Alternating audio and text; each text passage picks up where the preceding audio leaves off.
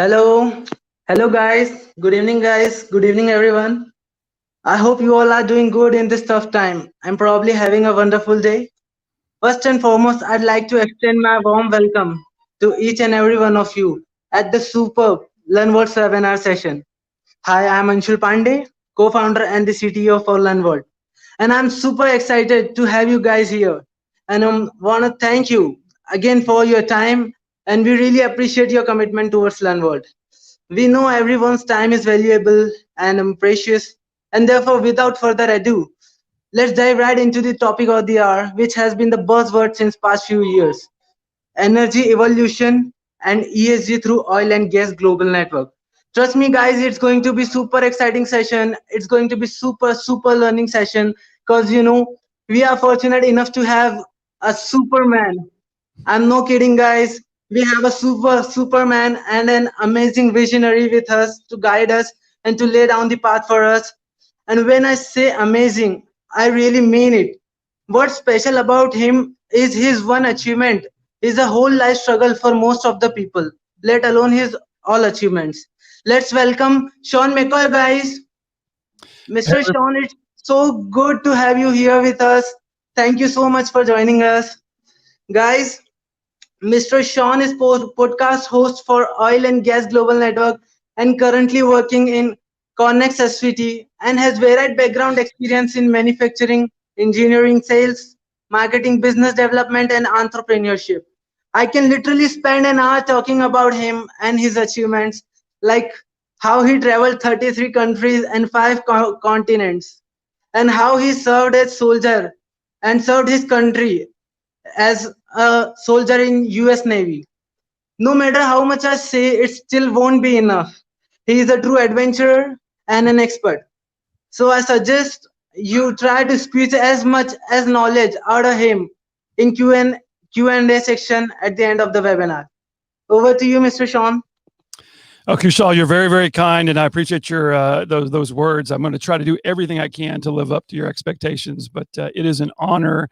You honor me by asking me to be here, and my overall goal is that those that are listening, those that are taking the time to learn about this subject, to learn from each other, that I just do you justice as you walk away from this conversation.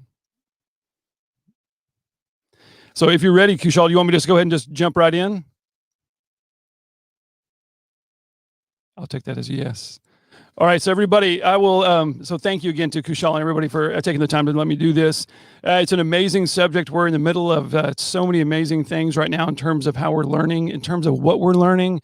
And this topic of ESG and environmental, social, and governance issues is a massive topic right now, as we've all seen. And so as we go through, though, to start out with, I just wanted to tell you a little bit about myself. Like I said, Kushal was very kind to set the bar. Like I said, I just want to say thank you. It's I really want everybody to do here today is to walk. It's about if I can turn around and somehow create in you an opportunity to think, maybe even laugh a little bit. And if I can stir your emotions around this subject and just who you are and what we're doing on a daily basis from a business standpoint, then I've done my job, I think. And so that's really what the goal is today and what we're going to talk about. But this is a picture of me. You see me. This is my family. I'm very proud of where I'm from and who I am. This is my wife and my kids. And I have all of these things in my life that I've been very blessed to have. And so I just wanted to show you a little bit of who that is. And this was like on the other side. I'm in my closet. As you can see, this is the pandemic world that we're in. This is where I record the podcast a lot of the times. This is where I talk to people. It's where I do Zoom meetings now. It is what it is in this modern age as we adjust. But the as Kushal had mentioned, I'm the host of the upcoming Oil and Gas Elevate podcast. We have not launched yet, so if you go out and look for it, you won't find it yet, but we started recording episodes, and here's a picture of one of our first episodes.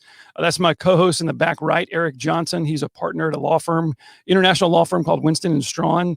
And then those are two of our first guests, Jamie and Steven. And so we're actively recording. We're actively working on this podcast, and we're going to launch hopefully by the end of November or mid-November. So you'll see it coming out. So it's a new one.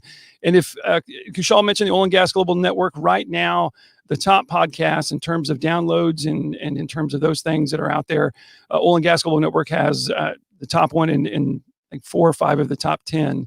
But all that said, there's so many amazing podcasts out there that that do wonderful work inside the industry, tell stories of people.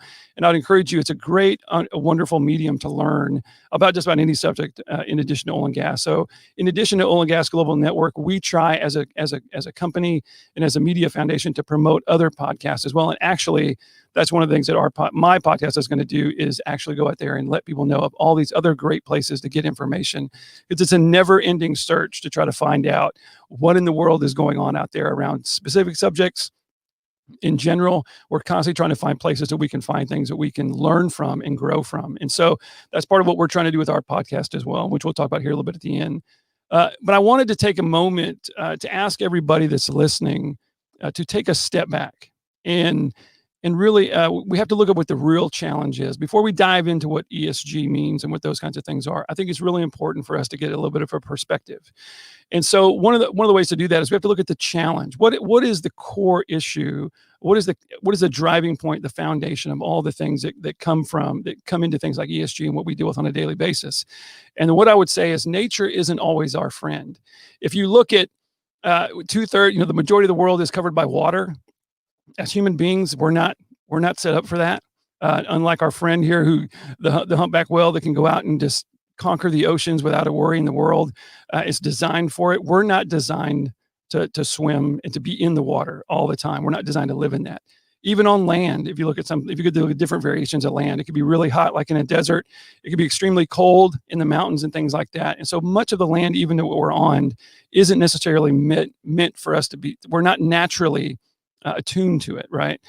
There's things about it all over, the things that exist in that give us challenges and have since the dawn of time.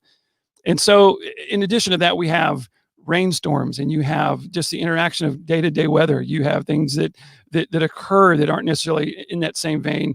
Even the need to survive, plants, animals, things like that we need to interact with on some level. The picture looks great, but apples and oranges and fruit doesn't always grow like it's supposed to. There's not always enough.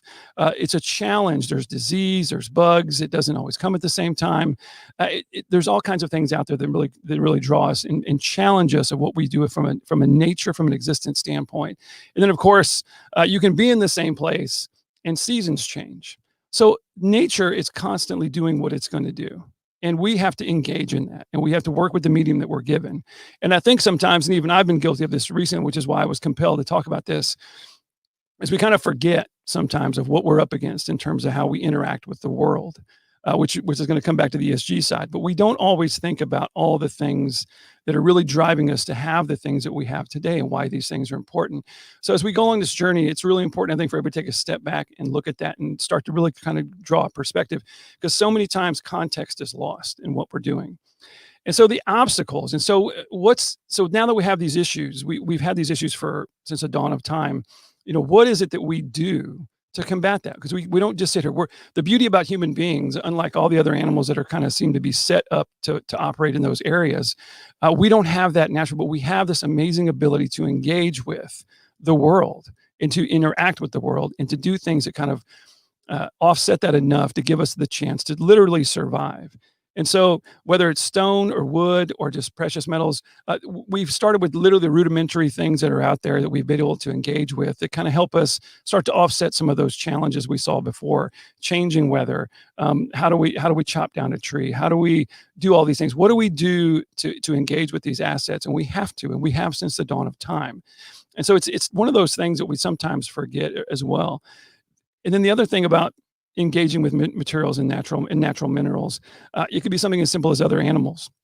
The modern car still is compared to horsepower, because for years you can put me out there with a shovel and I can dig, or a pickaxe, and I can row, I can do things physically. But animals, these beasts of burden, if you will, are so much better at it than we are. And so we have learned over the years to use them. And even now, the way that like I said, the way that cars are talked about is talked in terms of the power of a horse. And then, of course, into the modern day, and I put these up there with mining and the exploration of oil and gas, of hydrocarbons, that we also have to engage on larger scales, that there's all kinds of complications around how we got there and get these materials. But all of these things are set up to do something for us that combat those natural challenges I talked about before. And our ability to basically engage with that and work with it has been something that we have tried to do for all kinds of reasons. And so before we get into that though, I want to talk about, ask everybody to kind of take a pause back. There's an unseen obstacle that is out there as we go forward into this. This gentleman is somebody that I would definitely recommend to have on to listen to learn from. This is Adam Hansen. He's actually a personal friend of mine. And if you read what's on there, he is a behavioral innovation expert. And why I thought it was important to put him in here is it's kind of a little bit of a break from what we're getting ready to talk about, because I'm going to ask everybody to again, around context and even around our own individual context and others, that at the end of the day, we are just creatures that are behaving. And sometimes we have to look at the behaviors that we have that are influencing what we think, they influence what we do. And Adam is not only is he a behavioral innovation expert, he's used it to help people understand their behavior, but for over 2 decades at Ideas to Go, he has been a cornerstone of that company's engagement with companies that you've heard of like Mars and all the big kind of commodity-based companies in the United States. Because if you understand behavior, you can influence behavior around buying stuff and things of that nature. And he did a recent series, and he's one of the things that him and I, when we first got to know each other, he talks about biases. He talks about these things. And so I thought it was important, as before we dive any deeper into this, is to have everybody ask everybody to take a step back and look at what we do as people. And so he has this list of biases, and I just wanted to throw it out there and see if any of this potentially rings true with you as you've gone through life. Have you seen in yourself? And I think it's even easier, ironically, is to see it in others. So as we go forward, I want you to think about certain things. Negativity bias. If you've ever had a situation where you look over and the negative side always wins. It's always the worst. It's always it's never, the good is forgotten about. The positive is forgotten about. That negative experience, that negative perception is greater. It's greater in its impact, it seems like, even though frequency and even though statistics and science and data says it's like your chances of this happening aren't very good, but that one negativity side, the impact, the natural impact that it has on us in terms of how we look at things can be quite overwhelming. Now, this isn't a good or bad thing. This isn't something that if you feel this way, that you've somehow done something wrong. The issue around these biases and behavior is they're learned, they're innate in us. They're almost there to protect us in a way. And so the real challenge in terms of understanding this stuff is this inner working of how can I overcome some of these things that are natural to me? Because all of us, I would argue, regardless of what you've accomplished in life and regardless of your education or whatever else, because we're people, we suffer from that. So if you've seen somebody like, oh yeah, that girl's always this, they are always negative, or they just always remember the negative part. It's probably true. And then I think the real challenge is taking these biases and understanding how we look at them. When am I negative? And these kinds of things. And so we'll run through the rest of these real quickly. Availability bias. This is around innovation as well, not just behavior, but as we go forward, part of this podcast and part of the evolution, part of those things you saw before was, here's this chunk of copper. What in the world do I do with it? So one of the issues that bias has as well is it limits our ability to be innovative and to see things different. And so availability bias is kind of one of those things. All I know is what I see, and what I see is all there is. So if you've ever had that kind of construct, or you've seen this where somebody who's innovative or creates something out of nowhere, it's like, how did they ever think of that? And a lot of this is because if you tend to think that the only thing that's possible is what you see, in a way that bias protects you from thinking anything greater. But can there be something greater? Can we overcome this availability bias and see that there could be something more and different? And sometimes it's forced on us, and not just whether we like it or not. The next one that we're talking about is curse of knowledge. One of the things we love to prop up, and we love to talk about education. I'm a huge fan of education. I totally believe in it 100%. Higher education, master's, PhD, go out there and learn. Like I said about podcasts, go out there and learn. There's nothing wrong with that. And then when you do know something, when you learn something, there's a change. There's a growth, if you will, that happens. But it can also be a curse. It's a thin line, and it's a balance that we do. Sometimes we can feel like there's nothing left to learn. Sometimes we feel like we know it all. Have you ever seen somebody who just doesn't feel like they need to know anymore? You don't have to. You can't tell them what to do. You can't give them any more information. They feel like they've reached it. That unfortunately is stagnant. And so not only do we see it in other people, but have we ever seen it in ourselves? And so as we go through some of this stuff, asking ourselves, do I do I relish my knowledge too much? Do I think that and if I have nothing left to learn, man, that's not a great place to be. Should you be acknowledged for what you've been able to accomplish? Are there things you can pass on? Is there information? Can you help shed light? Can you bring your knowledge and understanding to other people? Yes. But when you think there's nothing left to learn and you know everything, it can lead to trouble sometimes, or at least at the very minimum, it's an obstacle that you can't overcome, and you miss on things. Status quo. Anybody else ever heard somebody say at an office or in a company, we do it that way because we've always done it the way, it's how we've done it. Why change? It's the status quo. It's just, that's it. It's just kind of there. We've done it. We walked this far. It's over there. We put the thing over here. We do it this way. And nobody's ever really changed it. So when you hear that, when you come against this status quo bias, that's what that is. Confabulation. That may sound like a funny word, and it is, and it's meant to be, because it's kind of more of a representation than it is an actual definition of the word.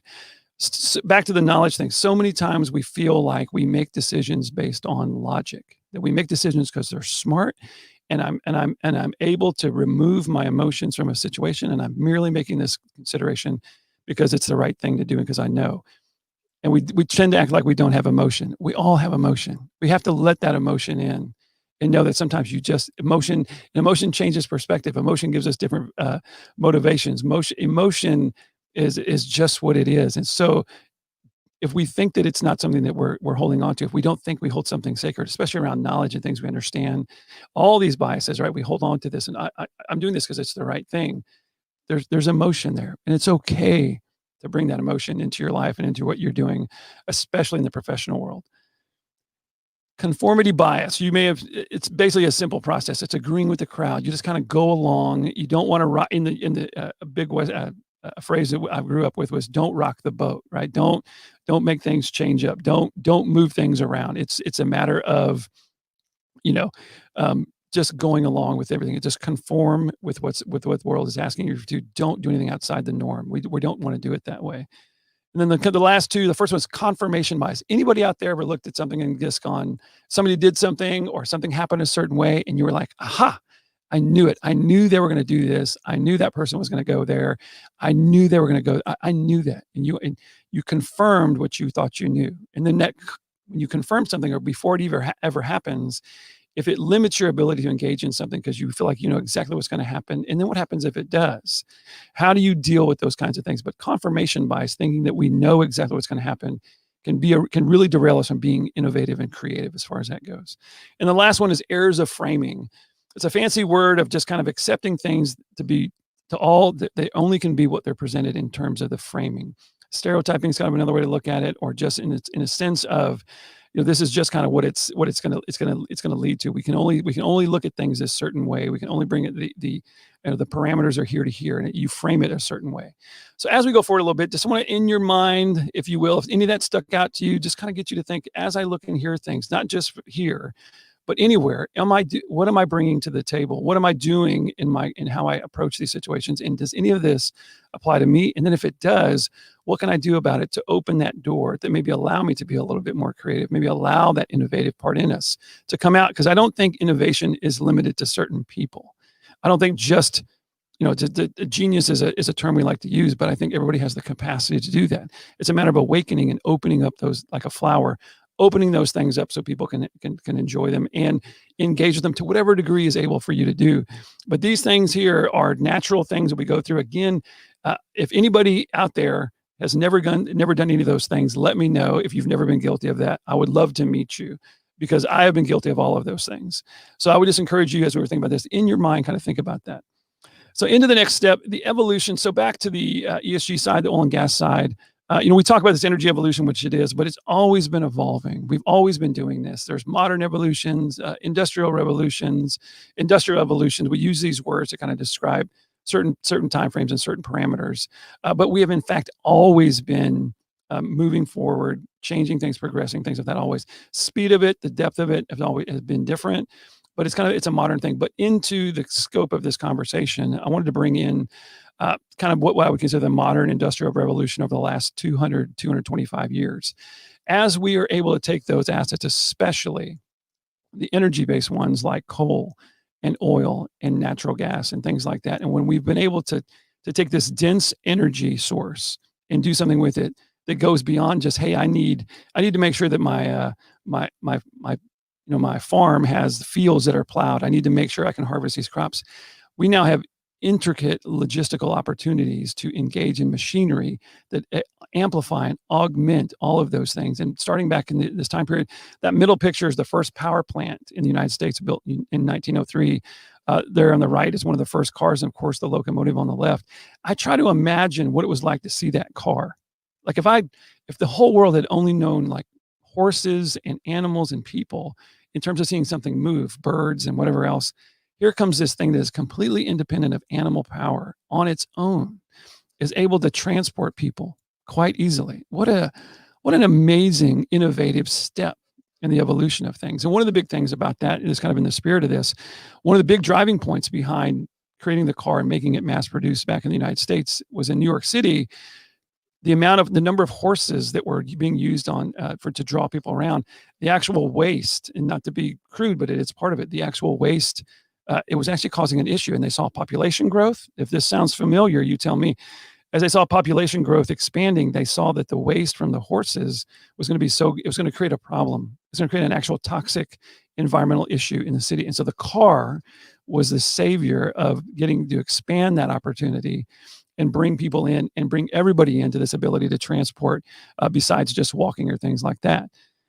So at the same time, up to modern day, my apologies, up to modern day, you can see the bottom pictures represent kind of what I would consider the current. As these things progress and all of these technologies and things get smaller and more power and more distribution, and as we advance, as we like to say, as I was looking through creating these pictures, that picture in the lower left of a city, of a modern city, there are cities like this all over the world now.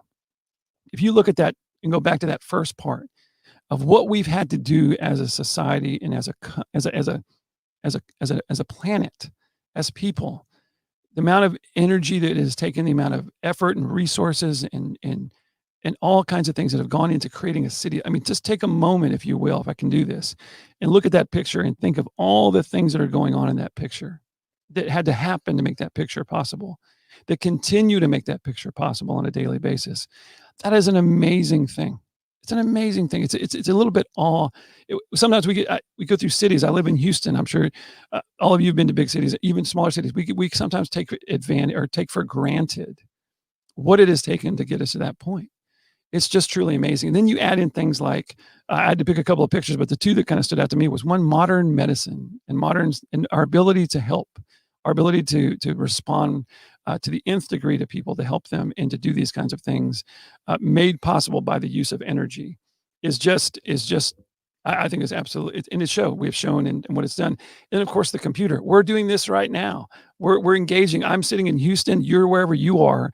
We're able to connect and do all this stuff through the use of the computer and the internet and stuff like that, which is only possible by using energy to do that. Because try to imagine, to go back, if I had to go out this morning and cut wood and try to create some sort of other energy source to power my house, to then be able to power this computer and all the stuff that I'm using to make this stuff happen, that probably wasn't going to happen. Even, not that I couldn't do it, but just the amount of effort it would take to do that just for this, versus if I had to do it for the rest of what I'm doing, it would limit my ability to engage with people and to do this. And so this has allowed us to, I've been doing it for years now. I've been able to work using a computer and a phone, just like in that picture. It's an amazing thing to take a step back. So it's one of these things. It's just kind of the stuff that we've been able to do has just been absolutely fascinating from an energy capture standpoint, to engage and be able to withstand the natural world where weather, seasons changing, disease of crops or people. If you look back at the last 200, 300, 400 years, we have constantly been improving life in terms of the quality of life. Now, whether or not that's been a good or bad thing, there's lots of people that would argue with you, and this is definitely not that philosophical debate, but the impact that it has had around the quality of life is hard to deny in terms of what it's been able to do.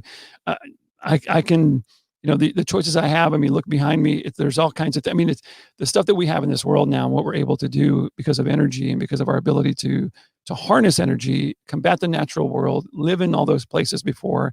You can live in the ocean if you want. You can float around on a boat all your entire life and never leave it. You can live up in the mountains. You can live in the desert. You can live anywhere with our ability to harness energy and build massive cities and things like that. So really, it's been an amazing human evolution of its own in terms of engaging with energy and our ability to manifest it to benefit us. And I think we need to take a moment to understand that in terms of the significance of it, especially when it comes down to ESG. So the result of this belabors a question of kind of like why are we here? Why is environment, social, and government such a hot topic? A lot of what I'm drawing from, I just read this book, to be honest.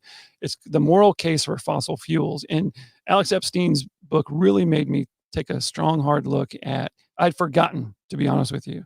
As somebody who is in my mid-40s, grew up in Houston, in the United States, I have been fortunate to travel.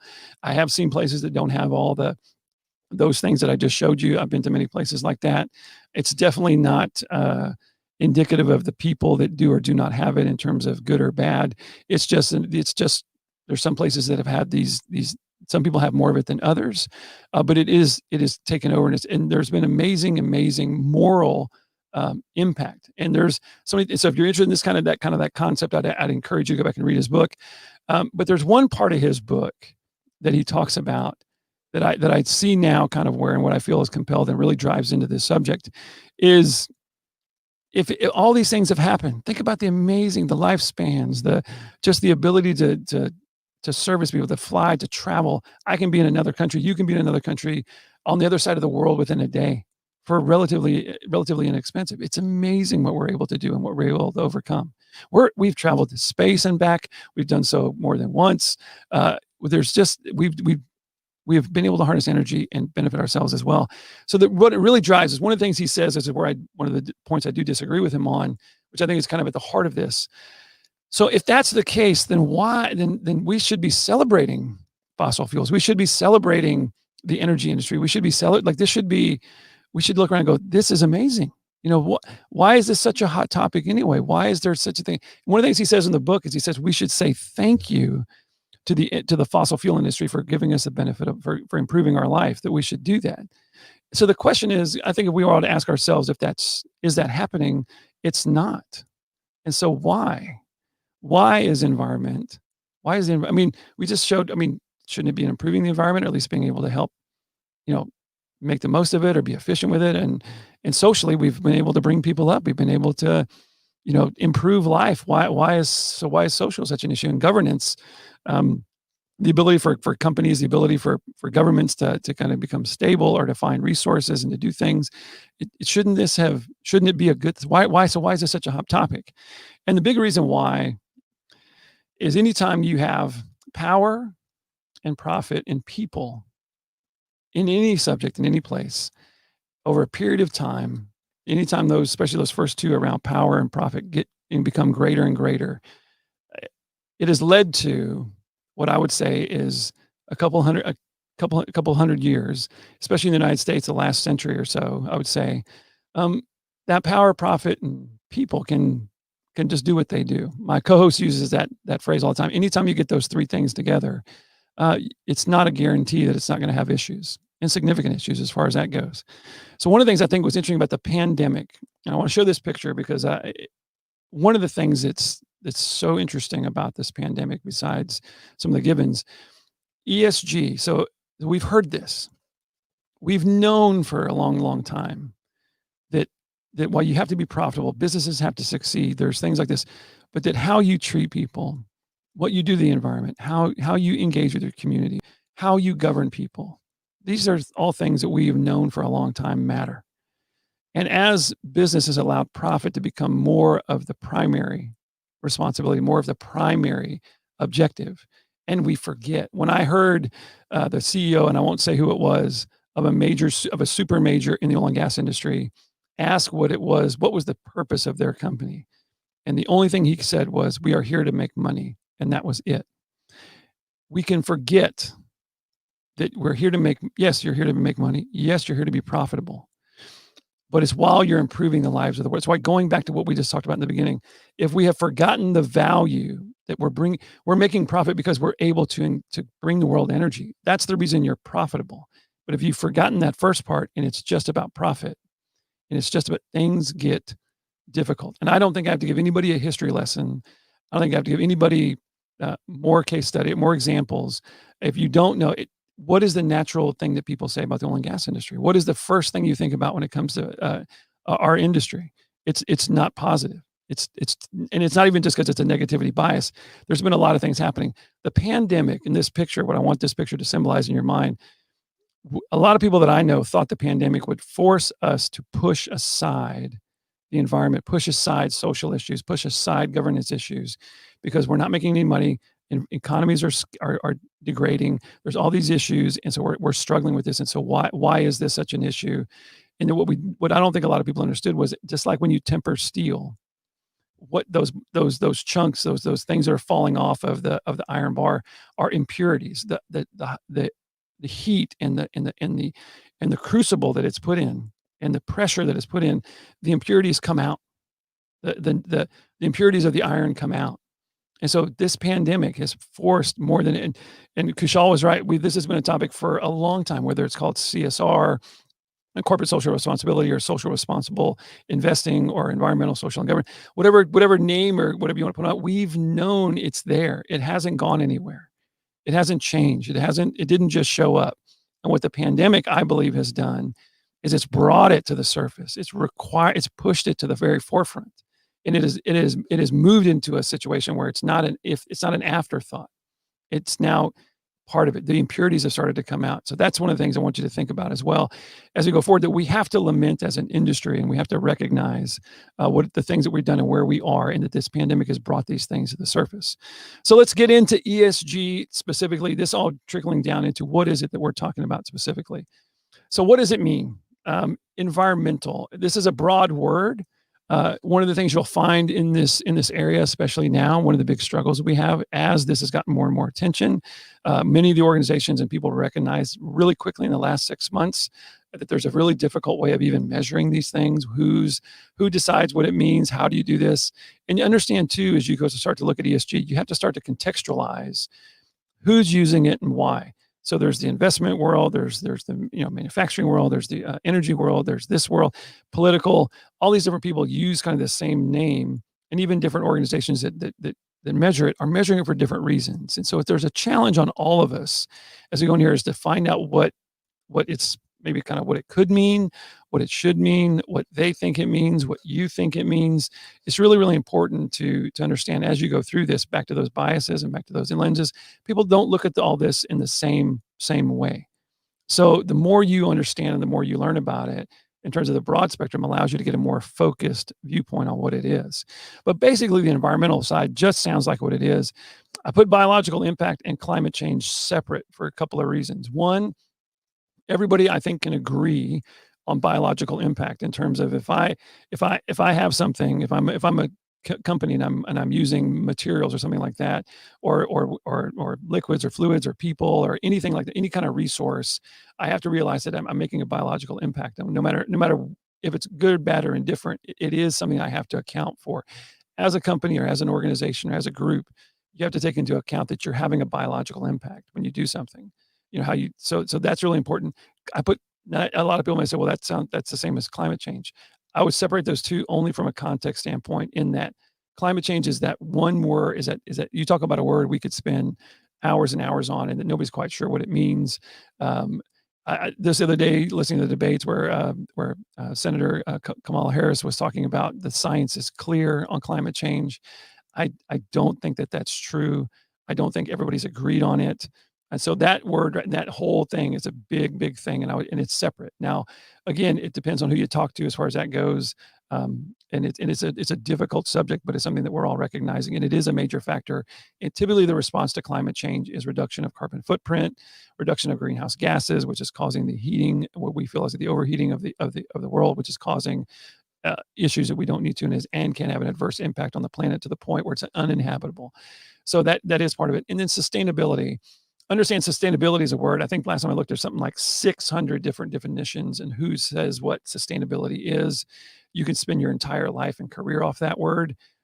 Again, the context, I think the basic idea is it becomes something that is systemic. It's cyclical, like in nature, something we can use over and over again. We can go back and forth, and it's something that doesn't require, it's not a one and done landfill kind of single use kind of thing. It's something that we can continue.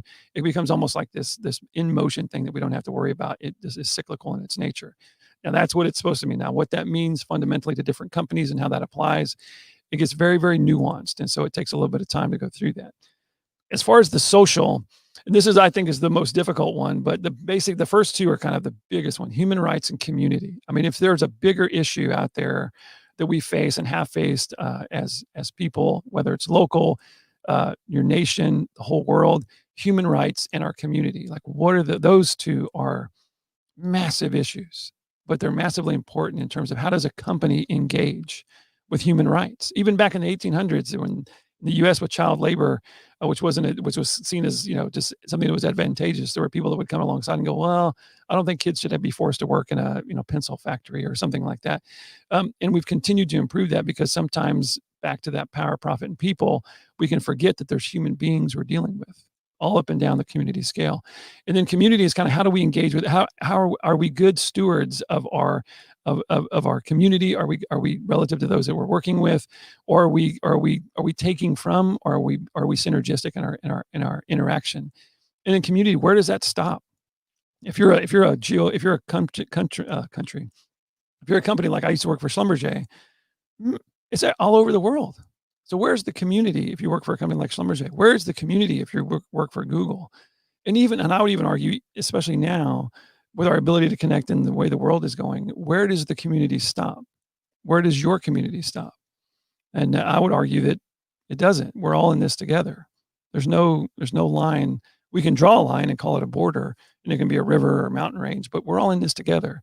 So how does a company especially address the community, address human rights? And then I threw animals in there because there's an element of balance, and I would even say around a little bit on the environmental side. Of the other side of that is how we engage with animals. There's aspects that we need animals relative, not just for the simple stuff like eating, but just the ecosystem and the way that it engages with it, and just what it says about us as people.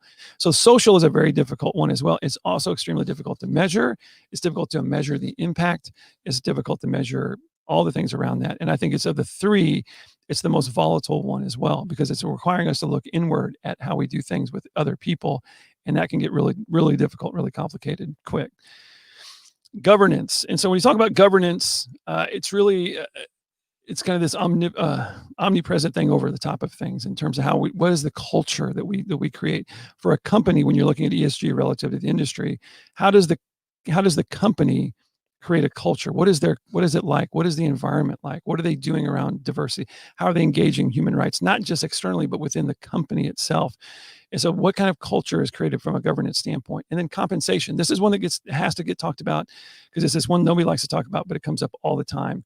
Who gets paid what for what? I mean, we see people, the Bill Gates and the Warren Buffetts and the people that are, in the billions, and that becomes this goal. And then it becomes I know the big argument I hear all the time is, there's people that make millions of dollars as a YouTuber and they're sitting there. There's one, my daughter watches it. They just like eat stuff or make noises. And it's this huge, millions of followers, millions of views. They make, gosh knows how much money. And that, the teacher or the person who's, building houses, manual labor, they're not making anything like that. So and then, how much is enough, and what should you get paid? That's a big, big issue. And then laws and systems that those governance influences, because as we try to create structure, we create laws. And so how a company engages from a governance standpoint, a social standpoint, and an environmental standpoint, start with those kind of broad areas and work their way down in terms of just the internal impact.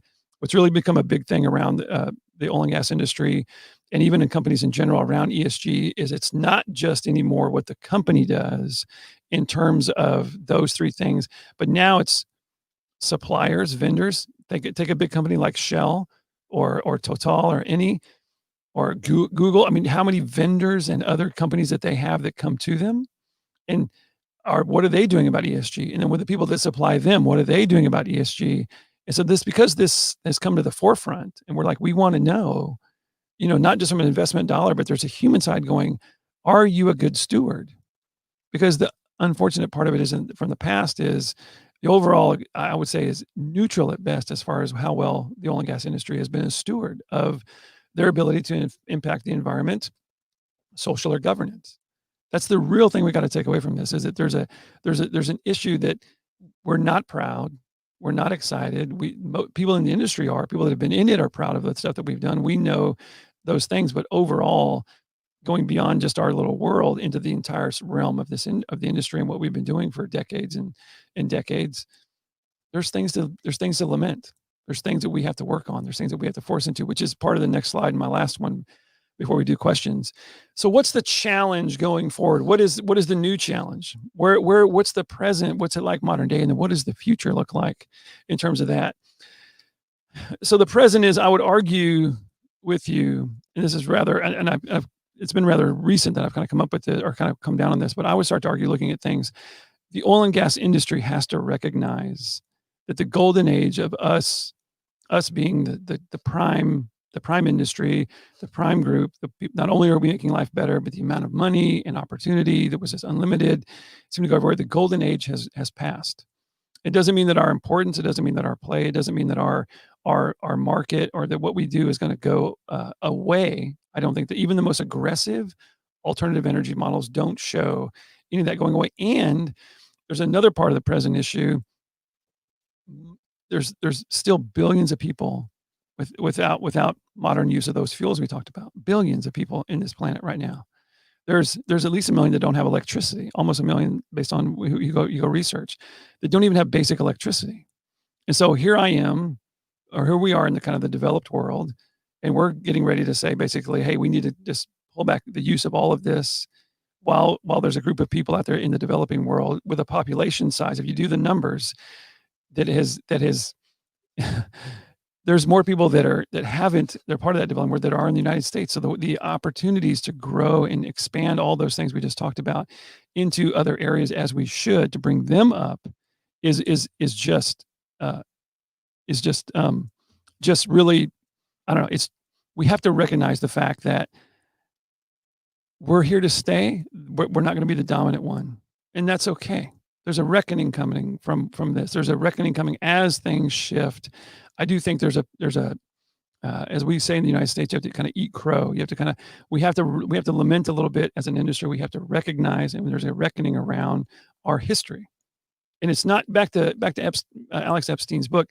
The irony is, the energy that has done all those things that made that moral case there, the energy has served well. The people that are the companies overall that have been managing that probably could have been better stewards. And I say that very loosely because I don't want to insult either side, but there's lots to lament. And I do think there's going to be a reckoning. We just saw a recent article, for whatever reason, there was a renewables company that had a larger CapEx, or larger market cap value as a company, and they surpassed ExxonMobil. And it was like this triumphant kind of like, yes, see, we are bigger and better than you. And we're now, so there's a new dog, there's a new group on there, and people want to take down those that are at the top for too long, if you will. And there's also a public perception. If you ask people in general about the industry, like what in the world, it's not typically positive, even within the industry. I talk to people within the oil and gas industry that don't like it, that want to get out, there's not a positive there. And this is people with decades in the industry. It's in a difficult place, but this is also the great place in terms of the future. We have an issue with human and financial capital going forward. We do. But I want to say that all that, and I don't want to leave this on a sour note around oil and gas. The beauty of it is there is an opportunity. There's something that should be exciting, is that they're still going to be here. So now, all the excitement, all the new stuff, all the cutting edge, all the romance and coolness is into the worlds of like tech and alternative energies and stuff like that. The oil and gas industry still has a role and needs to do its job, and is going to serve those that it needs, and will have a massively important role with all kinds of art. So the opportunity if you're going to get into oil and gas right now, it is both wonderful and it's exciting, and it's also a time it's going to be challenging, but it's a wonderful challenge. Now is the time to bring that human and financial capital and keep it, or at least on some area, still invest in these areas, because they're still going to be needed. There's also a need in the future to understand that it's oil and gas as this. I've been in meetings where people argued, we're not an energy company, we're an oil and gas company. That ship has sailed. It's about energy, however it comes, and we need to bring synergy with alternative energy, including your geothermal, your nuclear, wind, solar. Y'all, everybody has their challenges. All of those areas, none of those are perfect. None of those are the ultimate answer, but a grouping of those, working together is. And I do think in the future, one of the big things I hope that the industry has is some humility. We need to take some humility, because you're going to see issues, you're going to see problems, you're going to see everybody's going to have the same challenges no matter what the medium is. And so I think if we can go forward with some humility as well in the future as an industry, if you're interested in it, I would tell you now is a wonderful time to be a part of it. We need people and we need capital in the industry to bring it, to maintain it, and to help improve it. And now is the time to do that. So it may not be the romantic, amazing place it used to be, and that, I think that's okay. As a matter of fact, I'm excited about the fact of what's coming. So all I have to say is, you take away part of the podcast and what we're going to be doing, and what the challenge is going forward is understanding how this is going to move. What are companies doing? The podcast, one of the big areas our big thing is around case studies, is just to show and inform people about what companies are actually doing to fight those things. And what are they doing from a business standpoint, like a day-to-day standpoint? What's a part of the ingrained in their culture, ingrained in the company to do that? And so that is my last slide. And I'm more than happy and anxious to take questions. And I hope you enjoyed it.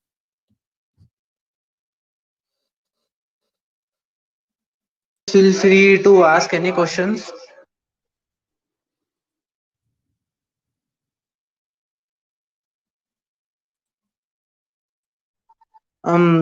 Thank you very, very much, sir. You're welcome. For this amazing and informative session. I'm gonna take this liberty and say you are one of the most coolest person I have seen till now. And speaking frankly, I really like to meet you sometime in the future if possible.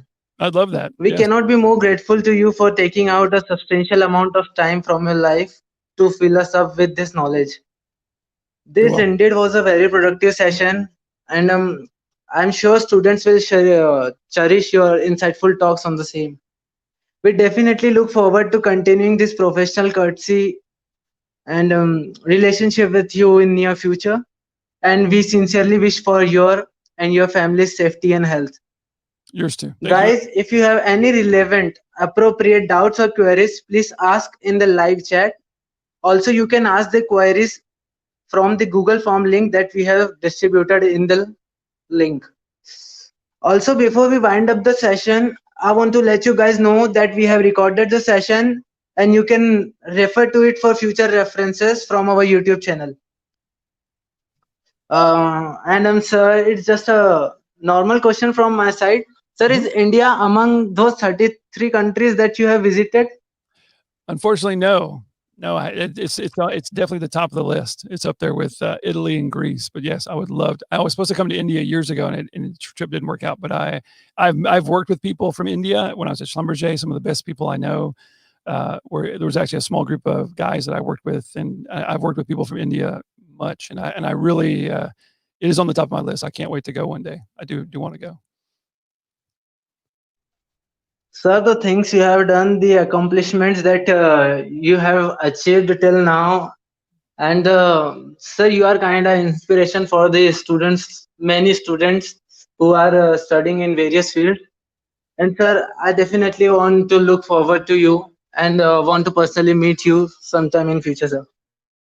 That'd be great. I'd love to meet all of you. And feel free for anybody that if you want to share my email address or any contact info, find me on LinkedIn. Any questions, and especially once we launch the podcast, we hope you listen, hope you get feedback, and hope it inspires you. And if you're thinking about, it's really important what you do, to love what you do and to believe in what you do. And so I still believe that the oil and gas industry and all industries have a place. Need good people in there with to improve it and to make it better. And if you're interested in that, I would say to pursue it and jump in with both feet. Yeah. Sir, apparently we have a question from Sachin Kumar Singh in the live chat. Would you please answer it? So where is it? Where's it listed? Let me see. Wait, comments. Okay, I see. Wait. He said this field's having a bright future.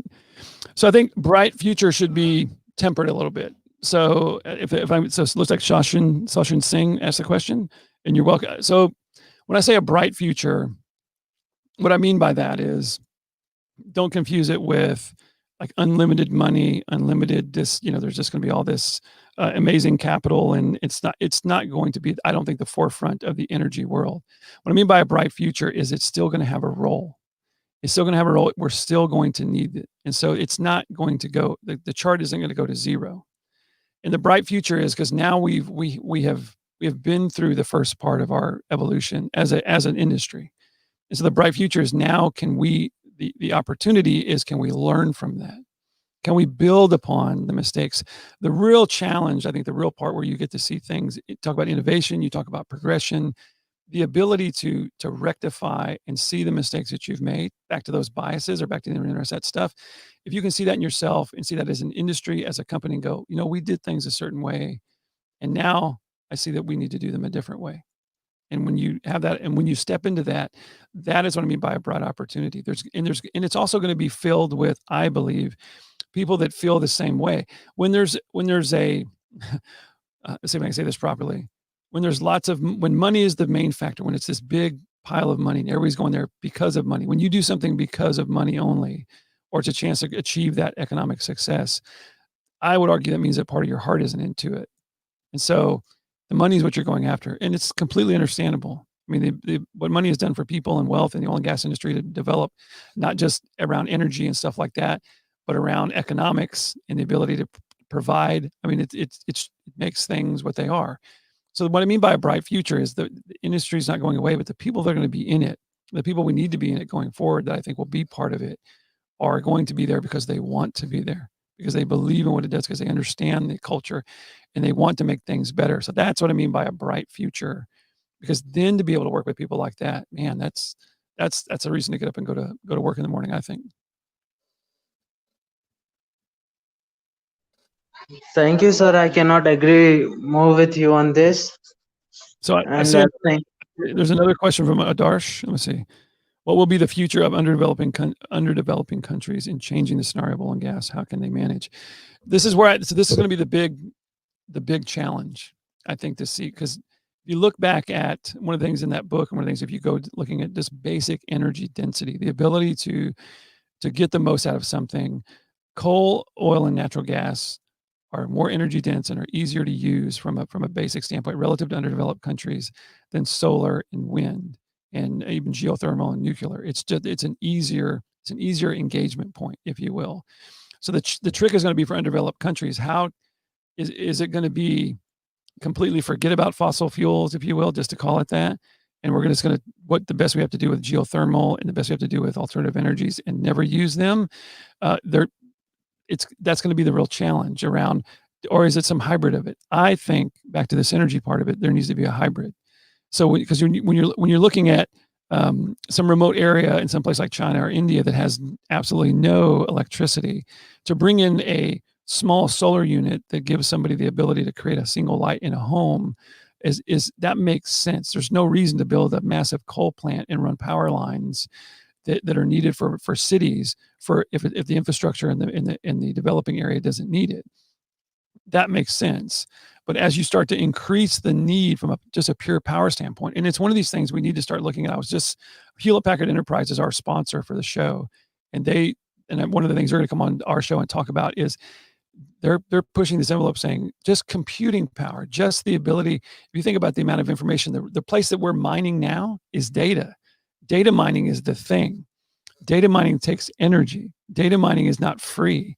Data mining isn't carbon neutral. So as just computing power, just basic computing power, and as you expand all these on the cars and everything, look at the sensors, look at the amount of energy we need for just basic in just our day-to-day lives. I got laptops and monitors and cell phones and a Roadcaster, and there's 5 of us that live in the house. Everybody's got iPads and iPhones. So the load, just the basic economics or the basic logistics around electricity, that is completely different in terms of, and that's my house, and then all the houses and our air conditioning and pool and whatever else it takes an actual energy load for day-to-day life is exponentially more of a requirement than somebody who lives in an isolated area who doesn't even have a light. But that initial solar integration that's probably the best thing to do. But as it scales, then comes the question is when does it become more of a communal problem as well? And then as technology advances within the oil and gas industry, or if you will, the typical hydrocarbon use, what do you do if you can refine those processes and it's carbon? What if you can make those things easier? What if you can become, if you're So you can compete, and then it's a free market in a lot of places, economically, stuff like that. It may. So this is where the challenge is going to be around underdeveloped countries, because I think it's completely unreasonable, unfair, and immoral for people in the developed world, like where I am, and where y'all are, to look at the underdeveloped world and say, stay there. You don't deserve all this other stuff. We're going to then reduce what we're doing, and you need to stay where you are. I think that's an unachievable balance. That's an unachievable thing, I think, to ask of people as well. So the real opportunity is going to be, how do we engage and increase the amount of energy we need? Just what we have now, how we're advancing, and then how we're developing. These are all huge questions as far as that goes. But I do believe part of the bright future is it needs to be synergistic. The answer isn't geothermal only. The answer isn't nuclear only, or wind, or solar, or oil. It's all of us working together. That's how we're going to achieve that in terms of helping underdeveloped countries in terms of the future. Let's see. So it looks like other people's shoes. That's my friend Neil. What's up, Neil? Hey, buddy. Why is it so important to finally bring people to the table to have this conversation? I think it's always been important. I don't think it's important. I think it's just we've just been forced. It's almost like we've been forced to the table, to be honest. This is what I think the pandemic has done. And we have a relatively short period of time. I say this to really take advantage of it. What I mean by that is it's something I've kind of it's my own little personal theory, but I was alive and well when 9/11 happened, and 9/11 was 20 years ago, more or less. People that are in their early 20s and mid 20s, or even in their early 30s, they don't really remember September 10th like I do. There's a perspective there that it's becoming history. It's taught as history now.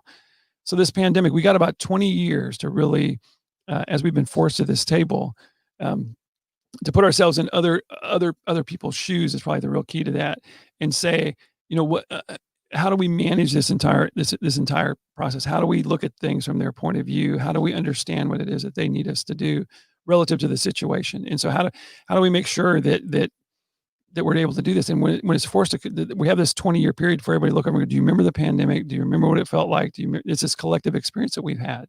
And so now we're going to be able to relate a little bit easier to each other because we've been through this, but we're on a time crunch, and we're on it because in 25, 30 years from now, people won't remember what it was like before this. And so I think it's an opportunity, while we've been forced to do that, I do think it's an opportunity for us to say, what is that social issue? And this is where it's going to get tough. It's going to be, these aren't measurable black and white issues. A lot of them, they're not. They're just, it's why I struggle when people say right now, we have this ESG standard, we know what the metrics are, and we've all agreed.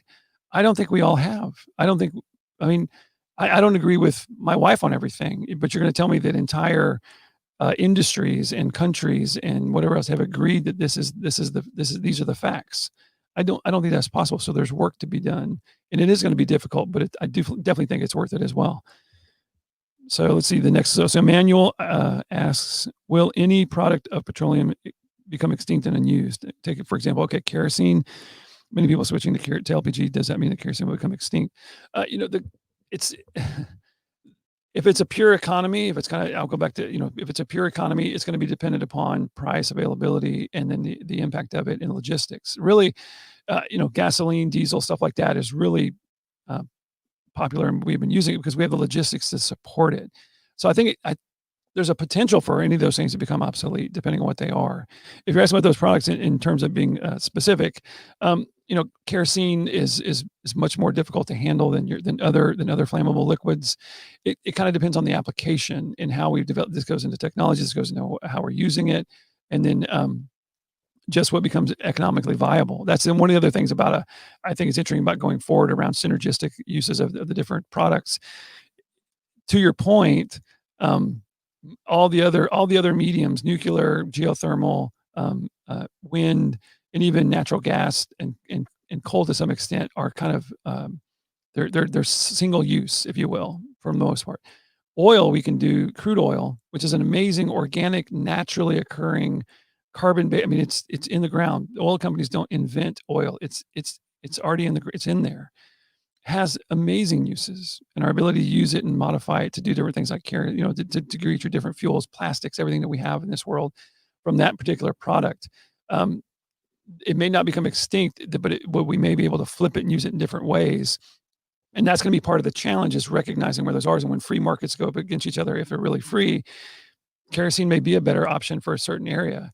But it's about, I think part of that too is tempering the expectation around it from a business standpoint, which, because sometimes we think, oh, is this the thing? Is this what's going to make me rich? Is this where it's going to be successful economically? It does have to have that element to it.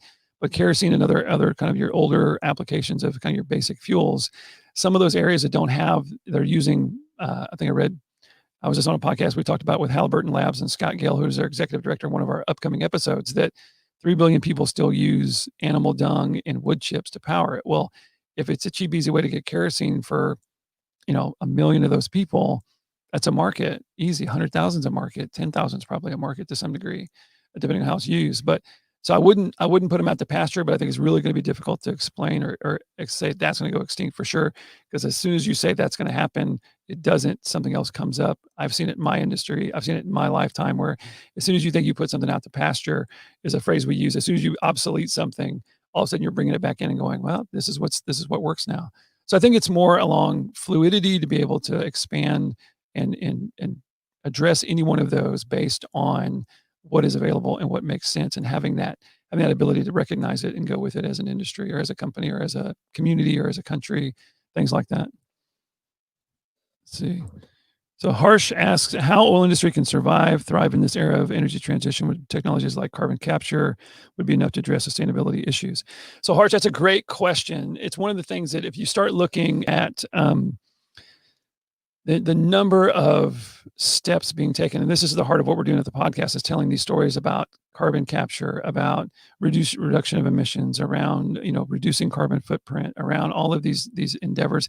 Even taking a look at I just read an article by a guy that I follow on LinkedIn whose name's Doug Sheridan, and the initial response, and I don't know how accurate this is 100%.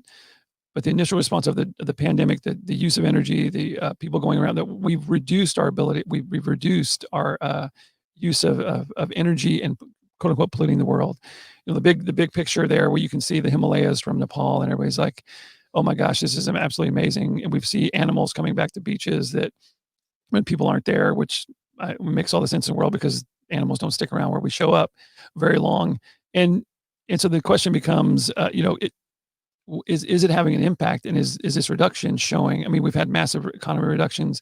The initial reports and initial things I've been hearing is that it hasn't had a big effect on it. So it's going to create a real question mark of, I think going forward, part of that future, part of the issue is going to be massive technology advances, collective industries, the world literally making all of these efforts to become more energy efficient and safe. And we've been doing this in the United States for years. Energy efficiency, Energy Star rated. We've been doing this. We've been doing these things and showing how we can use less energy, which is also a real big problem. Is even using the energy you have efficiently is a whole nother question, right? So we see this carbon capture, the extended oil recovery. They put these, they can actually show you can actually get more oil, not to get too technical right now, but where you can take some of that stuff and you can shove it in the ground basically, and it pushes hydrocarbons out. So you get a double whammy by kind of putting the carbon in the ground, and then you get more liquids and all kinds of stuff out. It's a real rudimentary way of explaining that. But I think that it definitely, it depends on who you ask what it means to be sustainable. This is where it gets into the paradigm. This is where it gets going to get difficult. Because you look over and go, well, if we're doing all these things, if we're doing carbon capture, if we're doing emission detection, if we're doing all these things, and if we're monitoring a coal plant or a natural gas plant or a nuclear power plant or whatever, and we're able to kind of mitigate the impact that it's having, and it is by somebody's definition sustainable, is that addressing the issue? And I think it goes back to that, all those biases I brought up too. I know of instances where you could literally show somebody, this is what's happening, and their disconnect and dislike for something, or just the inability to believe that, and there could be anything good out of a combustion engine or anything good out of a coal power plant, won't even allow them to see it. It's a real challenge we have. It's part of the reason I brought those other things up. These aren't just maybes. These are what we do as people. So I would say that it definitely is those are, and the key there, back to the bright future, is if it's a real thing. If you're able to do that and able to have an impact, that's what you should believe in. I think that you're actually doing something. We're using carbon capture technology. We're reducing emissions. We're doing our part. I can only do my part. If you're doing your part, then hopefully everybody else is doing theirs, and that becomes part of this communal aspect from a overall energy industry and people that hopefully help make those things, make efficacy out of those efforts as far as people and countries and companies and things like that. So let's say FIS, let's say a high surface still air transport system needs refined fuel from hydrocarbons. What is your view on this, like for future fuel? You've seen a lot of, I think we've seen hydrogen-powered airplanes coming up all of a sudden, a lot of 3D models, and a lot of computer graphics and interesting stuff like that makes us think, wow, this would be really cool if we had this. Could we fly a plane and all of a sudden, the only byproduct is water? I mean, that sounds amazing, right? And agreed, and those technologies should be pursued. I do think we tend to not understand what it means to engage into a new product, a new system, and how logistics works. And the fact that if you look at what makes all of these things work, back to infrastructure and things like that. Right now in Texas, we've had a big push using compressed natural gas for engines. You can actually go get your car modified. Obviously, the electric cars, Teslas, where I live, there's Teslas everywhere. It isn't, my gas tank has a limited range anyway, right? So does a Tesla, so does a CNG car. Infrastructure and the integration of the ability to engage with those I know I can travel all over the world because there's gas stations everywhere. So you may have one hydrogen powered plane, but then look at the number of planes that are being used. We forget, go ask FedEx how many planes they use on a daily basis that don't even carry people. How about UPS or just any cargo transplant around planes? So even if you bring in a hydrogen powered plane, the degree, single prop planes are not the same thing as a cargo transport. It's just not the same thing. And even being able to sustain it. Back to sustainability, you can fly it once. You can do the Wright brothers and fly get the plane off the ground for a little bit and it comes back down. But are you going to be able to fly across the world with that thing? Well, no, that didn't come till later. So even the ability to mature that product and that service, this becomes part of the romance. You see this really cool video, and man, it'd be really cool if that was the case. That we could fly across the country, create water that's growing plants in the back that offset any kind of carbon. And it's possible. We should dream. We should be innovative and find out how we can make that work. But understand the timeline to make that happen probably isn't going to be really, really quick. It took us a long time to get here. There's infrastructure and the scale of things around, especially from a worldly standpoint. The modern airplane, the scale of the modern airplane's footprint throughout the whole entire world is massive. Been very fortunate to travel. The number of planes you would need to replace all of the jet fuel burning planes with hydrogen or something like that, or some alternative fuel, is massive. I think about the United States when I was growing up. I remember I read this. Good friend of mine was part of it. He was an author for Schlumberger. He was one of the C-suite guys, and he showed me this chart, and it was really interesting that our ability to use energy, it changes. It doesn't stay static. It isn't.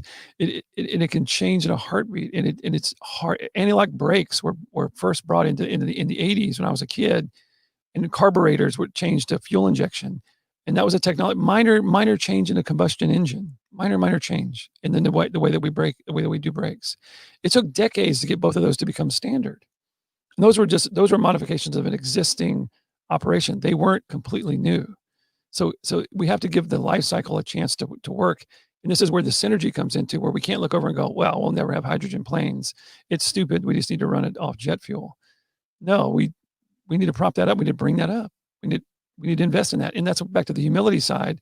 When we see a hydrogen plane initiative, or wind farms or solar panels, for us to look over and go and laugh at because it failed technology wise, because they're trying to figure it out. That's where we need to be humble. Don't do that. You're not making any friends. You're not helping anything by pointing fingers and saying it didn't work, because we as an industry have gone through our own evolution and had a chance to fail. They need their chance to fail as far as that goes. So let's see. So Sanskar asks, what's the future of petroleum? The easiest way to answer that question, it's a rather big question, is that it's not going anywhere. There is a future. That's what I would say to you more than anything. It just may not be. This isn't going to be the future that we saw before. Like, it isn't the do all and end all. It isn't the only thing, but it has an amazing role to play in terms of quality of life. And it's up to us to determine, really, at the same time, what that future is. We can make it the enemy. It can become a resource. It can become part of the community. We can use it however we want, and we have. So I would encourage everybody to think, if you're asking about if there is one, yes,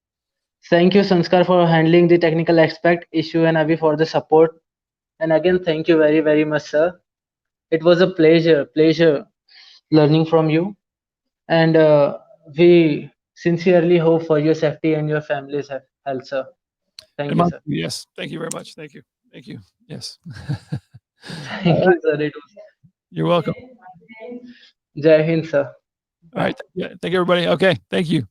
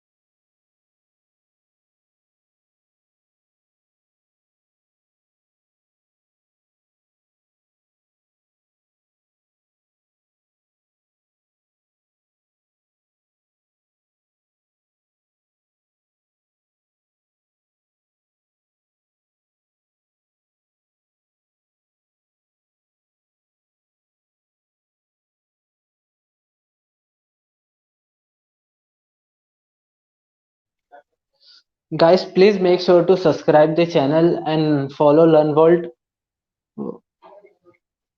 for getting such awesome webinars in the future. You can join our WhatsApp group too, which all the links will be shared on the live comments.